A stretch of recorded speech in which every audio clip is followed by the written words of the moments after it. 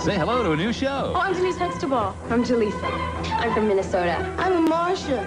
Hi. Say hello to Lisa Bonet in her very own comedy series. Yes! It's a classy, brassy, ambitious, delicious, wiggling, giggling, brainy, zany good show. Premiering Thursday, September 24th. It's a different world. Yummy fruity pebbles in a bowl. Oh, here comes you-know-who. Yabba dabba fruit, delicious do. Ho, ho, ho, I'm hungry. Santa, my pebbles. Your pebbles? 'Tis the season to be sharing, Fred. Happy holidays, pal. Oh, Fred. Fruity and Cocoa Pebble cereals, part of this nutritious breakfast. Ho, ho, ho, ho, ho. Sitcom All Ye Faithful, a Christmas podcast special. And for the fifth time I discussed 25 Christmas sitcom episodes. Please come and listen as we count down to Christmas. You should see Mr. Wilson, Tom Hanks and Danny Thomas. Sherman Helmsley will return and we head back to Springfield. We're definitely spending Christmas in Springfield.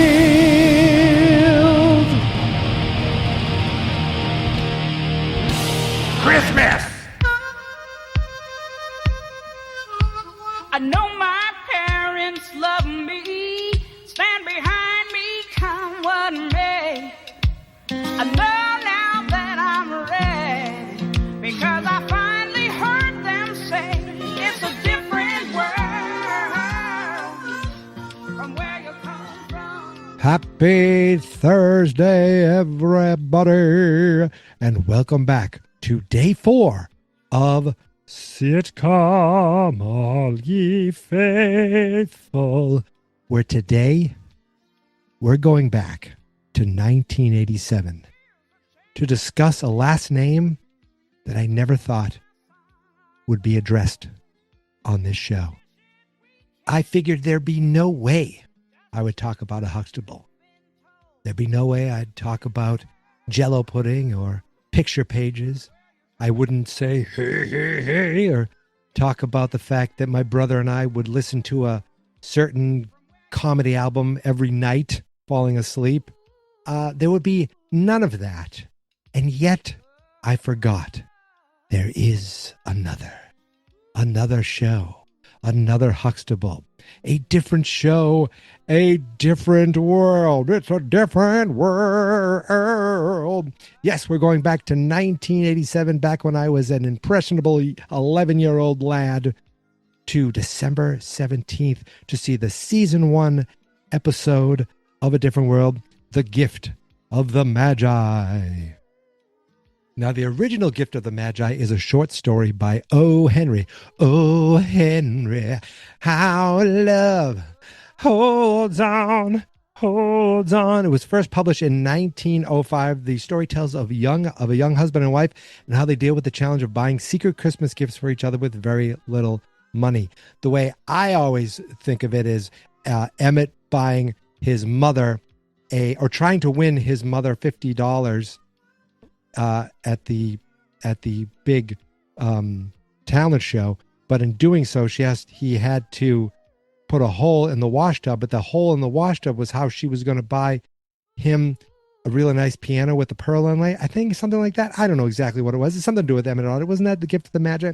This story has been done over and over and over again, and yet, I feel like this episode had very little to do with that story. You know, there was like a twist ending where, like the cosmic irony. Maybe there was that because two people were complaining about who got their gifts, but it turns out they got each other gifts.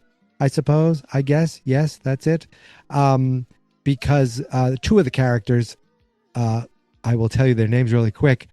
Maggie and Jaleesa. They were complaining about their Christmas gifts they were getting from their Secret Santa. But guess what? They were each other's Secret Santa. Boom. Now, A Different World was a spinoff of The Cosby Show. There, I'll say it.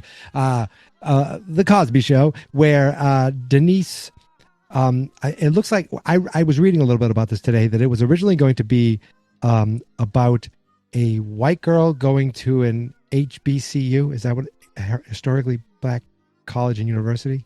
I think that's the acronym. Yes. Okay. That I do have the acronym correctly. HBCU. It was originally going to be a focus on a white student at a historically black university and feature Lena Horne as an acting teacher. Okay. But in production, the premise changed from a story about a white student in a black college to a black student in a black college with a white friend. And who was that white friend? I believe I was surprised to see that it was the birthday girl celebrating her birthday today. It was Marissa Tomei. Yes, Marissa Tomei was in the first season of A Different World. I did not know. I think I might have seen that a while ago. Oh my God, she was. Then I forgot again. Then I was looking at this. I wanted to watch a Christmas episode of this show, and boom, there she is. Oh my goodness gracious. Now she's only there for one season, because guess what? Lisa Bonet is only there for one season. This was this turned into what it was turned into a lead role spinoff for Denise Huxtable, but she only stayed for 1 year. Now, I think if I have it correctly, she became pregnant. I didn't realize she was with Lenny Kravitz already then, but that makes sense because Catwoman, how old is she now? It all makes sense. So unless I assume that's who their baby was. I don't know. Maybe they have sisters. Who knows? Anyway, she was pregnant. They were going to say, oh, let's have her pregnant. And I think Bill Cosby said, Lisa Bonet can be pregnant, but Denise Huxtable can't be pregnant. So they brought her back. She dropped out. They brought her home, but they made her go to Africa so that she could go off and be pregnant, I guess. Because, Dr. William H. Cosby has to, keep a nice, pristine family. Family values are very important to that, son of a bitch. Oh, wow. He's even in the theme song. Like I look at the Wikipedia, created by, and it shows created by Bill Cosby. Theme music composer, Stu Gardner, Don Lewis. Oh, Don Lewis. Did she sing it? Because she's one of the stars of the show. And Bill Cosby. Interesting. Oh, no. Originally was performed by Phoebe Snow. Oh, I know that name. For season 1. Aretha Franklin for season 2 to 5. And then Boys to Men with Terrence Forsyth in season 6. I think I was already out by season 6. So the show ended. Oh, I thought it ended when I was in college. It ended when I was in high school. But I definitely remember watching the early years of the show and loving Dwayne Wayne. And I almost said Dwayne Wade. And believe me, how many times did you see the first time I saw Dwayne Wade and the 50th time I saw Dwayne Wade? All I could think of was Dwayne Wayne, Kadeem Hardison, who to me still should have gone on to bigger things because he was great on the show and he was great in this episode. Now, the show centered around Denise Huxtable. So when you look at the show art for this episode, you'll say, well, that's not Denise Huxtable. It's Jasmine Guy and Kadeem Hardison, because they were the basic stars of the show. After Lisa Bonet left, those two became the focus of the show. But at the same time, in this episode, Jasmine Guy's character was completely the main character. Denise is there and she's kind of in the background, floating around, between Marissa Tomei and Don Lewis's characters having their arguments about their Santa. Denise was trying to figure out who her secret Santa was because she kept getting all these nice gifts. It turned out to be Dwayne Wayne, and she gave him a nice little smooch at the end. And his look on after she kissed him, because he was not expecting it, was pretty funny. But the real, the real story of this episode was that it had nothing. The Gift of the Magi, you think it's all about Secret Santa. Barely. Nope, not at all. The main story was that Whitley, I want to say Whitney because Whitley just sounds weird. Whitley, Jasmine Guy's character, she's all excited because she's leaving to go skiing with her father. First we find out that her parents got divorced, but not a big deal because her and Daddy are going skiing together in Switzerland, something like that. Sounds right. But Daddy shows up with a young woman because Daddy's divorced, but Daddy's got a new lady.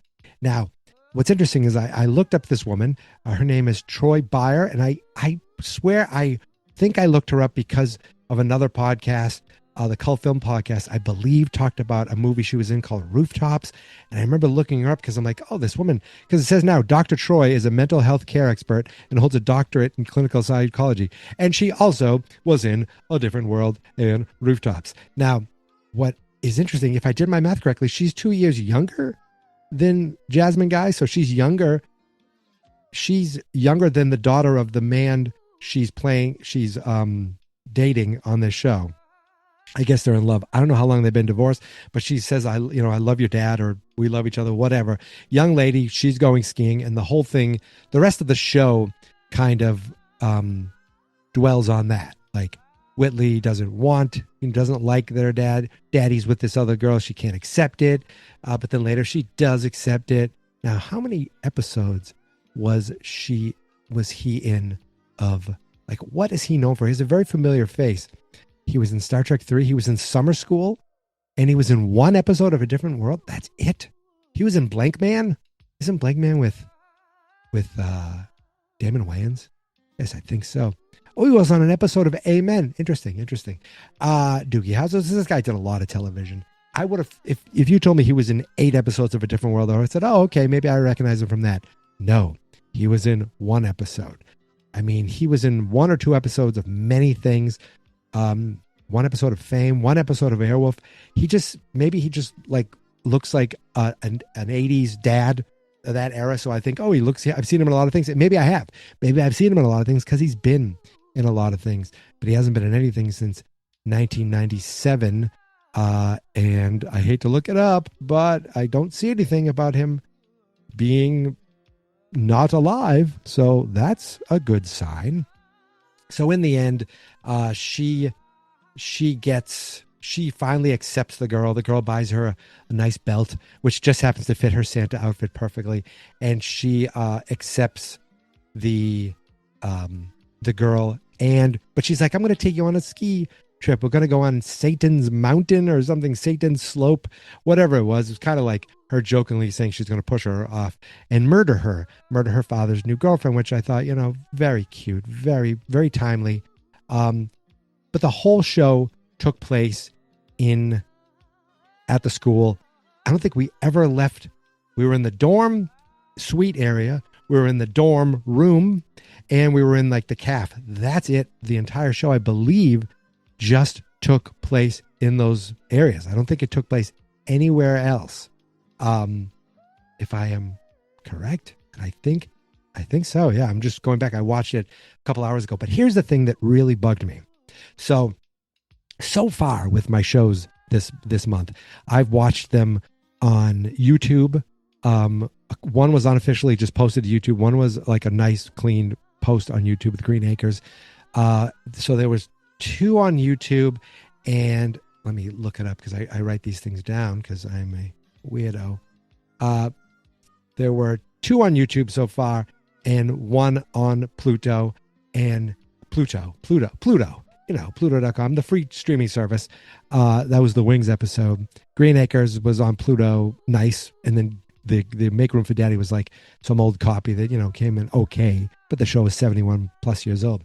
I was excited because I had this episode on my list for at least a year. It was definitely on my list last year, and there was no way for me to get it. Like, I think it was on. I had to like go to some weird place that posts movies and TV shows and find it there. But even that wasn't a given. Then I saw, it was on Netflix. And I think it was actually, they were added to Netflix back in March. And it didn't dawn on me right away. And then I remember seeing articles about this. So this show, I don't know if a lot of shows are like this, but this show was upscaled using AI. So I didn't realize it right away. The show starts, and the first thing you see is the title card, A Different World. It is so sharp and pristine, like the font looks perfect. I thought, ooh, that like looks really high res. This is a 1987 show that wasn't HD. I said, oh, I wonder, was this upscale? And then through the rest of the show, it was distractingly bad. Like, maybe if I was watching it on a TV, I watch it on my computer monitor. Maybe if I watched it on a TV, if I was 10 or 15 feet away, it wouldn't feel as bad. But I'm like, 2-3 feet away from my desktop monitor. And it was really, really noticeable. Like some text in the background, some faces in the background. You know, that AI like upscaling where it kind of smooths things out too much. Like if you're really close to something, it can look okay. Like some things looked okay, but for the most part, it really looked like distractingly bad and just unnecessary. These are old shows. It's okay if they look old. Now, yes, I always would say, isn't it funny that you look at old black and white shows, black and white movies, black and white TV shows, and those things age so much better than like 60s, 70s, 80s color shows. I think that's just because a lot of that was on film and maybe the early video just doesn't look as good, but there was no reason to do this. This isn't like, I mean, it's a different world. People are going to watch it or they're not going to watch it. They don't care how sharp it is. So if you do check it out, it's funny. And I found like a Reddit post and I saw the same face, like all screwed up that they posted about. If I can find it, I'll put a link to it in the show notes. But that was annoying. I just think that was really, really annoying and unnecessary.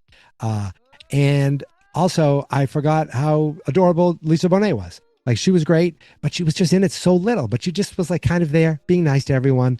Marissa Tomei, also adorable. But she was in it, you know, here and there, just like she actually probably had a bigger role than Lisa Bonet, to be honest with you. But it's funny that, you know, after Lisa Bonet left, they decided, you know what, let's get rid of Marissa Tomei. Let's refocus. Let's make Sinbad a bigger part of the show. They brought in a few other people. They let go a couple other people, and Sinbad wasn't even in this episode. And then the old guy who was, I don't know if he was, I feel like there's an old guy who was a cook maybe, or an old guy who was a headmaster. I don't remember. He wasn't on the show this episode either, but I think Kim Wayans was, if I read the credits correctly. So there were familiar faces, there were missing faces, and the star of the show, you know, basically did the least amount of stuff. That's what seemed to happen with this. But it was such a different world getting her out of her Brooklyn brownstone, if that's right, where you know her lawyer mother and her creep father. You know, I mean, I guess Dr. Huxtable was fine, but you know what I mean. That's what I guess she goes back to them after leaving Hillman. I hope I have the college right, Hillman College.